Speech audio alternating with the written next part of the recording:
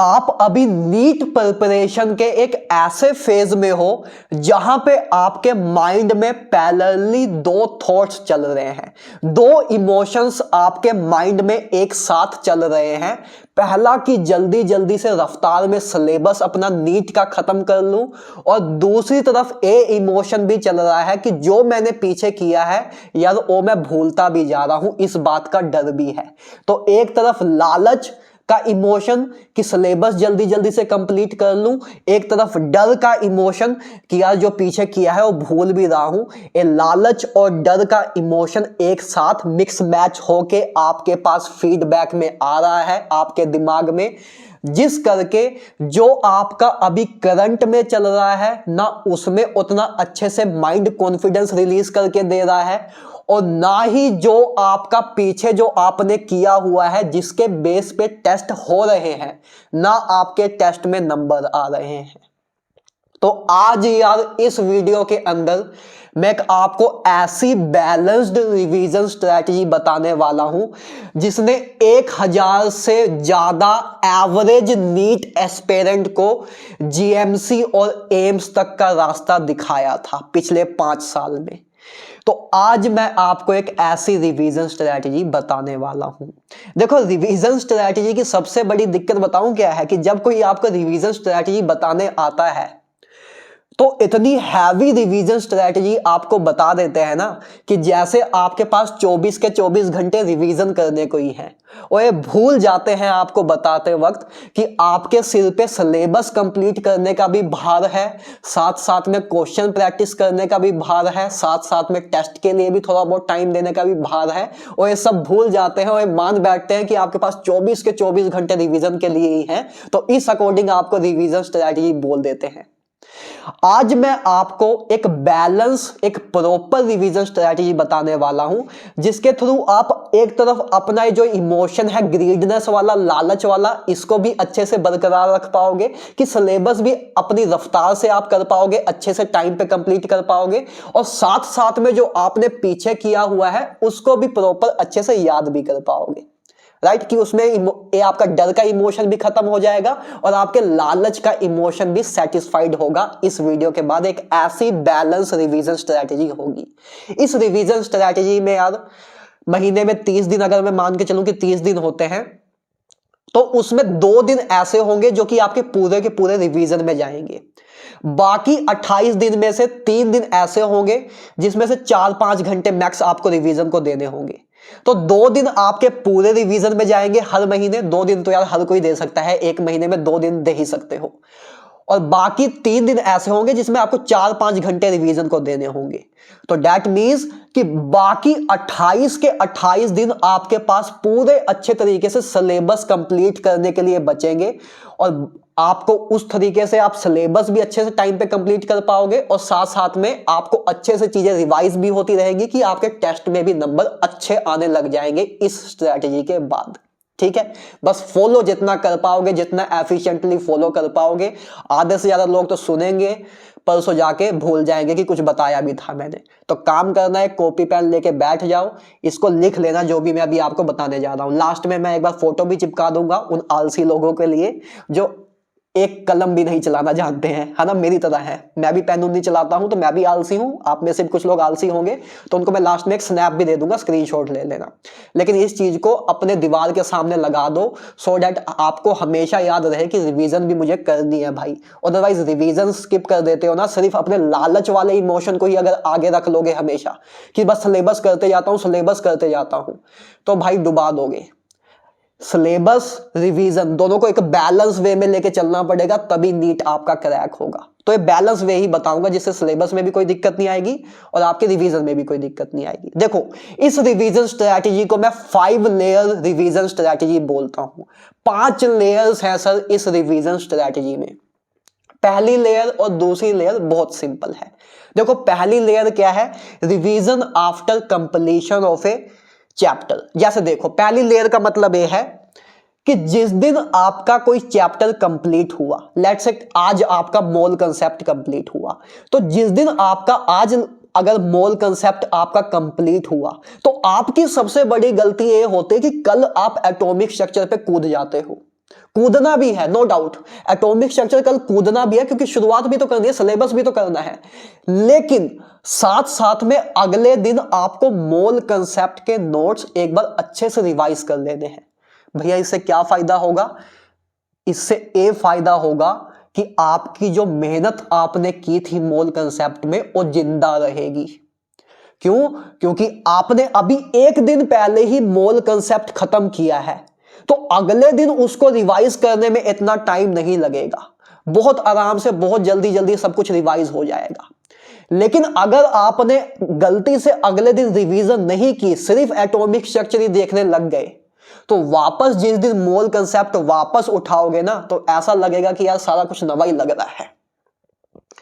तो पहली चीज बहुत इंपॉर्टेंट है कि जिस दिन आपका चैप्टर खत्म हो जाए उसके अगले दिन अपना थंब रूल बना लो कि उसके अगले दिन उस चैप्टर के नोट्स रिवाइज करने ही करने हैं। साथ साथ में पैरेलली मैं नवा चैप्टर स्टार्ट कर दूंगा, लेकिन साथ साथ में जो चैप्टर मैंने कल कंप्लीट किया है उसकी एक बार रिवीजन तो अगले दिन मैं करूंगा, क्योंकि एक अगले दिन उसकी रिवीजन करना छोड़ दिया तो दिमाग से उड़ना शुरू हो जाएगा।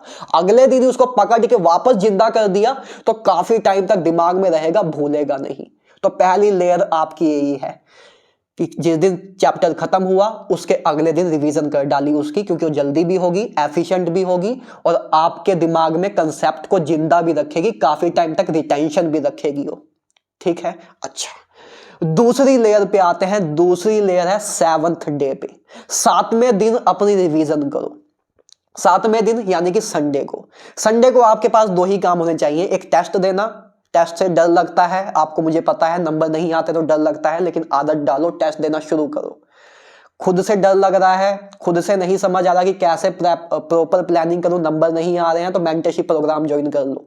इतना ही बोल सकता हूं और क्या बोलूं, लेकिन टेस्ट देना शुरू करो। अभी टेस्ट नहीं दोगे, सीधा उधर जाके नीट का एग्जाम देने ही सीधा टेस्ट दोगे तो कभी भी नीट क्रैक नहीं होगा। प्लीज टेस्ट दो, लेकिन हाँ टेस्ट देना किस अकॉर्डिंग है, उसके लिए प्रोसीजर फॉलो करना पड़ेगा, रोज एफर्ट डालने पड़ेंगे। उसके बाद टेस्ट देने जाओगे तभी नंबर आएंगे, तभी मोटिवेशन आएगी। जब पढ़ोगे ही नहीं, सीधा बस टेस्ट देने चले जाओगे तो नंबर नहीं आएंगे, फिर डिमोटिवेट होगे, उसके बाद फिर टेस्ट देने का मन नहीं करेगा। टेस्ट देना है, कंपल्सरी है, लेकिन एक प्रॉपर प्रोसीजर को फॉलो करने के बाद देना है, राइट। तो उस पर खैर मैं कभी और बात करूंगा। खैर, तो 7वें दिन यानी कि संडे को आपको टेस्ट देने हैं या किसी दिन रिवीजन करनी है। 7वें दिन आपको जो भी आपने पूरे हफ्ते में किया है उस सारी चीजों को एक दिन रख लो। जैसे काफी लोग किसी एक ऐसे इंस्टीट्यूट में पढ़ते हैं, मैं नाम नहीं बोल रहा हूं, जिनका वेडनेसडे को टेस्ट होता है, तो वो अपना वेडनेसडे को दिन रिवीजन का रख लो जिस दिन टेस्ट होता है, क्योंकि उस दिन टेस्ट के अलावा और कुछ कर भी नहीं पाते हो आप, पूरा दिन उसी में निकाल देते हो। 3 घंटे का टेस्ट होता है लेकिन 24 घंटे उसी में निकाल देते हो आप। तो टेस्ट वाला दिन अपना रिवीजन का रखो। जिनका संडे को टेस्ट होता है जिनके कोचिंग में, वो संडे को रखो। जिनका वेडनेसडे को होता है वेडनेसडे को रखो। और हर हफ्ते एक दिन ऐसा रखना बहुत जरूरी है जिसमें आपने जो पूरे हफ्ते में किया है फिजिक्स, केमिस्ट्री, बायो में, वो अच्छे से रिवाइज कर लो। ठीक है, सिर्फ लालच में मत जाना कि आपका संडे को भी मन करेगा क्या चलो आगे सिलेबस बढ़ा लेता हूं, टेस्ट भी मारो गोली, रिवीजन भी मारो गोली, लेकिन ग्रीडनेस और फेयर दोनों को बैलेंस करके चलोगे तभी नीट में सिलेक्शन होगा। तो सिर्फ लालच मत भगाते जाना भाई, लालच पे कंट्रोल रखना। मैं ऑलरेडी आपको 28 दिन दे रहा हूं सिलेबस कंप्लीट करने को, 2 दिन बस लालच ना रखना सिलेबस कंप्लीट करने का। ठीक है, एक बैलेंस अप्रोच से चलना। तो 7वें दिन पूरे जो भी हफ्ते में किया है उसकी रिवीजन, ये दूसरी लेयर होगी आपकी। तीसरी लेयर है रिवीजन की 21 दिन बाद। और 21 दिन बाद आपको रिवीजन अब नोट से नहीं करनी है। टेस्ट आपका जिस दिन सिलेबस कंप्लीट और चैप्टर कंप्लीट हुआ उसके अगले दिन भी आपने रिवीजन की नोट से, 7 दिन बाद भी आपने एक हफ्ते में जो रिवीजन कर रहे हो वो भी नोट से कर रहे हो। लेकिन 21 दिन बाद जो 21वें दिन आप रिवीजन करोगे वो नोट से नहीं करोगे। वो कैसे आप करोगे? वो एक्टिव रिवीजन करोगे आप। एक्टिव रिवीजन कैसी होती है भैया? क्योंकि उस 21 दिन में बहुत सारा पढ़ लोगे आप, तो नोट से करने जाओगे तो बहुत इनएफिशिएंट भी हो जाएगा, कर भी नहीं पाओगे, और करोगे भी तो एकदम रद्दी तरीके से रिवीजन करोगे, क्योंकि इतने सारे नोट्स हो जाएंगे, कैसे 21वें दिन में सारा रिवाइज कर पाओगे जितना भी 20 दिन में किया है, राइट। उस दिन आपको क्या करना है? 21वें दिन आपको एक्टिव रिवीजन करनी है। एक्टिव रिवीजन कैसे होगी? Revision through questions. देखो क्या करना है आपको, जैसे मैं आपको दिखा देता हूं। जैसे मोल कंसेप्ट में देखोगे ना, तो मोल कंसेप्ट में आपके 5 टॉपिक वाइज क्वेश्चन होंगे। जैसे आप प्रीवियस ईयर क्वेश्चन खोलोगे अगर, तो मोल कंसेप्ट को 5 टॉपिक में बांटा होगा। ये मैंने एक किसी ऐप का बताया हुआ है, मार्क्स ऐप है जिसमें प्रीवियस ईयर क्वेश्चन होते हैं, तो उसमें 5 टॉपिक्स में पूरे मोल कंसेप्ट को डिवाइड किया हुआ है। तो 21वें दिन आपको बस क्या करना है यार, ये जैसे मोल कंसेप्ट में 5 टॉपिक हैं, तो हर एक टॉपिक से 3-3 क्वेश्चन उठाओ। पहले टॉपिक से 3 क्वेश्चन, टॉप के 3 क्वेश्चन उठाए, दूसरे टॉपिक से भी 3 क्वेश्चन उठाए, तीसरे से भी 3 क्वेश्चन उठाए, ऐसे 3-3 क्वेश्चन उठा के 15 क्वेश्चन का मोल कंसेप्ट का सेट बन गया। इसी तरह कोई दूसरा चैप्टर आपने किया होगा, उसके भी जितने भी टॉपिक्स होंगे, हर एक टॉपिक से 3-3 क्वेश्चन उठाओ, उन क्वेश्चन को प्रैक्टिस करो। इससे क्या होगा, पहली बात, आप हर एक टॉपिक को रिवाइज भी कर लोगे, हर एक टॉपिक को क्वेश्चन वाइज अप्लाई भी कर पाओगे, और टाइम भी एफिशिएंटली यूज होगा। हर टॉपिक के बस 3 क्वेश्चन करने हैं, उससे ज्यादा करने ही नहीं है। तो ये अच्छे तरीके से करोगे तो 21वें दिन जो आपकी रिवीजन होगी वो आपके टेस्ट में मार्क्स बहुत इंप्रूव करेगी, क्योंकि वो एक्टिव रिवीजन होगी। इस तरीके से रिवीजन होगी जो आपके एक्चुअल टेस्ट में क्वेश्चन सोल्व कराने में मदद करेगी आपको। तो 21वें दिन आपको क्या करना है, चैप्टर खोलना है, चैप्टर के टॉपिक वाइज क्वेश्चन खोलने हैं। कोई चैप्टर में 5 टॉपिक में डिवाइड होता है, कोई चैप्टर को 3 टॉपिक में डिवाइड किया होता है, किसी को 6 टॉपिक में। तो जितने भी टॉपिक हैं, हर एक टॉपिक से 3-3 क्वेश्चन उठाओ और उन 3-3 क्वेश्चन को लपेट दो। सारे क्वेश्चन नहीं करने हैं, बस 3-3 क्वेश्चन लपेट दो, अपने आप ही चैप्टर रिवाइज हो जाएगा। ठीक है, हर एक क्वेश्चन के, हर एक टॉपिक के 3-3 क्वेश्चन कर लोगे तो अपने आप ही चैप्टर पूरा रिवाइज हो जाएगा ना यार। इससे फास्ट वे में आपकी रिवीजन भी होगी और पूरा सिलेबस जितना भी आपने 20 दिन में किया है वो रिवाइज भी हो जाएगा। ठीक है, तो 21वें दिन आपको ये करना है। उसके बाद 4th लेयर है आपकी सेकेंड डे बिफोर टेस्ट। अब देखो, टेस्ट है आपका, मान लो टेस्ट है आपका 10 तारीख को, तो आपका टेस्ट से 2 दिन पहले सिलेबस कंप्लीट हो जाना चाहिए। ये जब तक नहीं होगा तब तक तो जितनी मर्जी कोशिश करो नंबर नहीं आएंगे। आप में से मैक्सिमम लोग यही करते हैं कि टेस्ट के 1 दिन पहले ही बस पन्ने पलटते हैं। जब तक ये रहेगा तब तक कभी नंबर नहीं आएंगे। जिनके नंबर आते हैं 650, 680, 710, उनके सीक्रेट यही है कि उनको पता है कि भाई मुझे रिवीजन निपटानी है पहले से पहले। तो मैं अपने एक्सपीरियंस से आपको बोल रहा हूं, अगर आप एक एवरेज स्टूडेंट हो, मेरी तरह सुपर इंटेलिजेंट बंदे नहीं हो, तो उसको एक्सेप्ट करो। मेरी तरह अगर एक एवरेज स्टूडेंट हो और नीट क्रैक करना चाहते हो, तो अपने दिमाग में बस ये रखो कि टेस्ट से 2 दिन पहले मुझे सिलेबस किसी भी तरह खत्म करना है जो टेस्ट में आने वाला है। ठीक है, तो पहले लेट से आपने 7 तारीख को सिलेबस खत्म कर दिया। अब 8 और 9 का दिन आपके पास बचा। 8 तारीख को आपको चौथी लेयर रिवीजन की खोलनी है। ये चौथी लेयर क्या है? चौथी लेयर यह है कि जो भी आपके टेस्ट में इस जो 4th लेयर है रिवीजन की, इसको मैं डबल लेयर रिवीजन भी बोलता हूं कि इसमें डबल लेयर रिवीजन आपको करनी है। क्या करना है इस चौथी लेयर में आपको? इस चौथी लेयर में आपको ये करना है कि 8 तारीख को, मतलब टेस्ट से 2 दिन पहले, टेस्ट से 2 दिन पहले यानी कि 8 तारीख को आपको ये करना है कि जो भी टेस्ट में चैप्टर आने वाले हैं उनकी रिवीजन पहले नोट्स के थ्रू करो। ये स्टेज 1 हुआ 8 का। 8 तारीख को मैंने 2 स्टेज में बांटा है। पहली रिवीजन हर एक नोट्स को अच्छे से आराम से रिवाइज करोगे।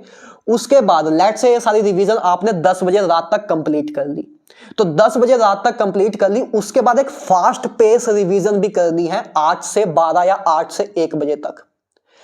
तो जो टेस्ट से 2 दिन पहले आपको पहली बार सिलेबस कंप्लीट करना है।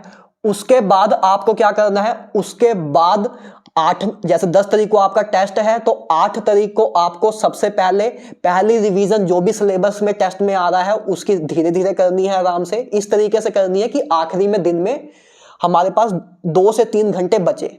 तो पहला स्टेज हो गया कि हर एक चैप्टर की रिवीजन आराम आराम से अच्छे तरीके से कर ली।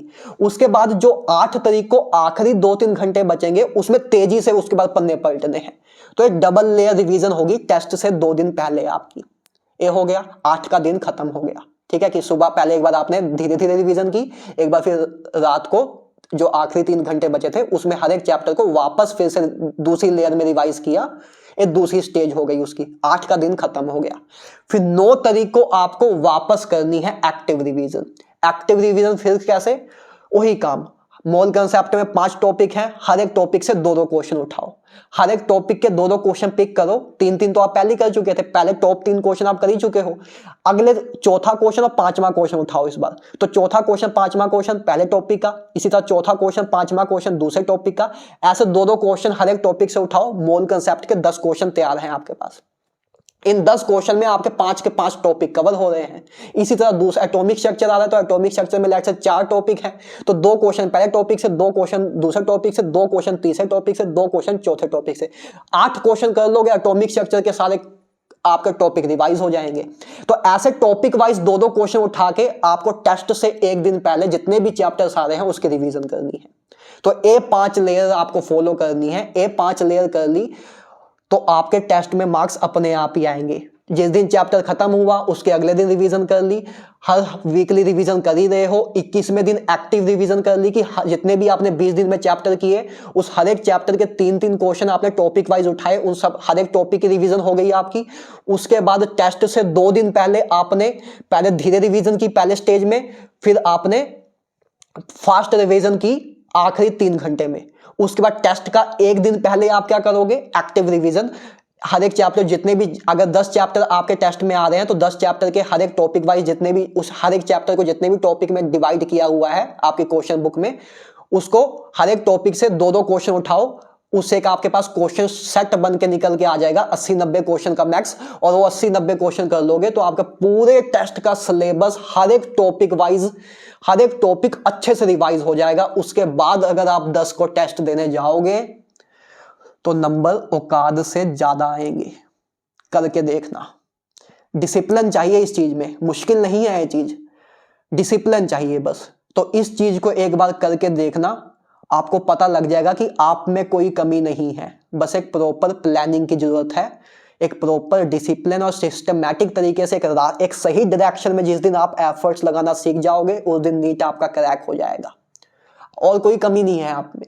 तो ये चीजों को फॉलो करो। ये मैं स्नैप आपको अब लगा दे रहा हूं इधर, इसको स्क्रीनशॉट लेना हो तो आप ले लेना, ठीक है। तो ये यार आपकी पूरी रिवीजन स्ट्रैटेजी थी, इसको फॉलो करो। इसके अलावा कोई और चीज पे आपको वीडियो चाहिए तो मुझे बता देना, मैं ट्राई करूंगा उस पर वीडियो बनाने का, ठीक है।